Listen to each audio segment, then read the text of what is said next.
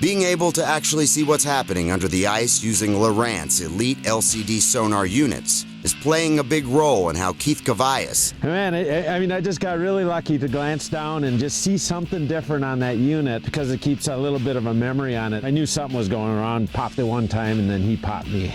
And Ron Rhodes, oh yeah, they're able to go a little further with triggering these big Lake Erie ice walleyes to bite. Oh, look at that. There's a solid 6-pounder. Getting ready for the spawn this year. Get this out of here. There we go.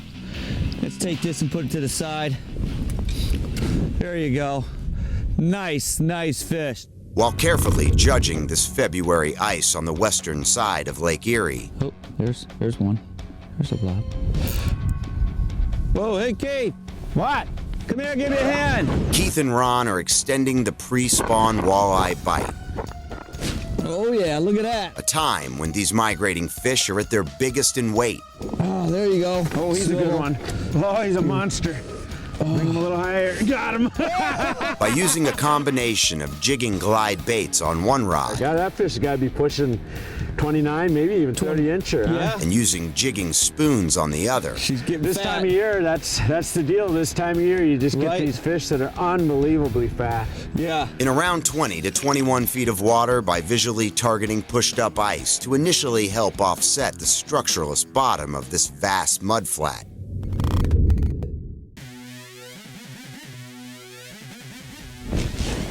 Oh, did he hit it?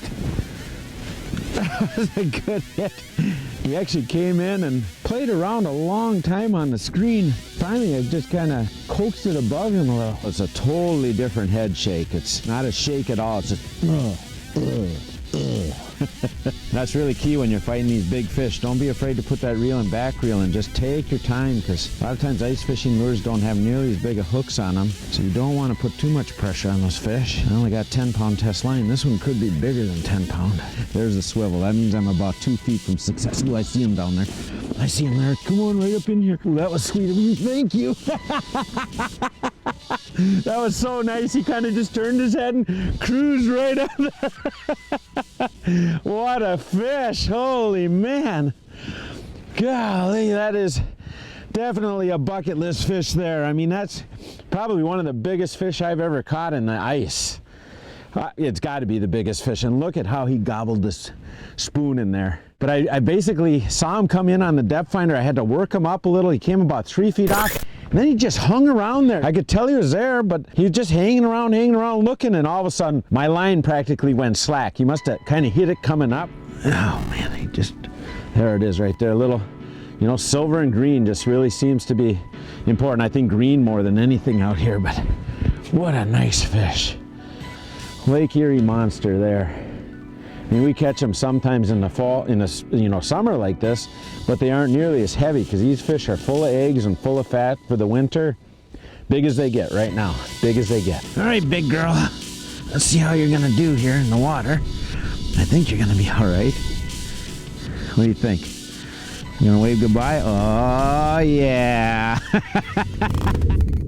So let me talk a little bit about the tackle that we're using to catch all these big fish out on Lake Erie. We're using a couple different terminal tackle. One is just jigging spoons, thin, slender spoons like this. Seems like they gotta have silver on them. And then if they got green, that's good too. And then the other thing we're using is just glide baits like this. You'll notice in both cases, load them up with lots of minnows. Whether it's 2 on here or 3 on here, it seems like a lot of minnows twitching and twittering down there is really a good thing. Then what I've got on my rod is I've got a leader here of 10-pound test fluorocarbon. So nice heavy fluorocarbon. We're going after big fish. Down here I've got a swivel, then a small end swivel to connect the fluorocarbon to my main line, which in this case I'm using 10-pound nanofill.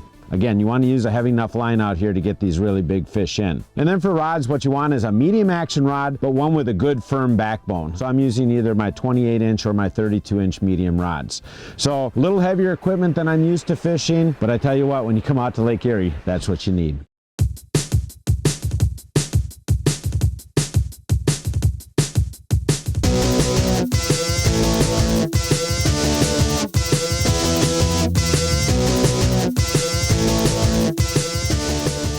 The Real Deal, real fishing information from real fishing experts, presented by AmSoil.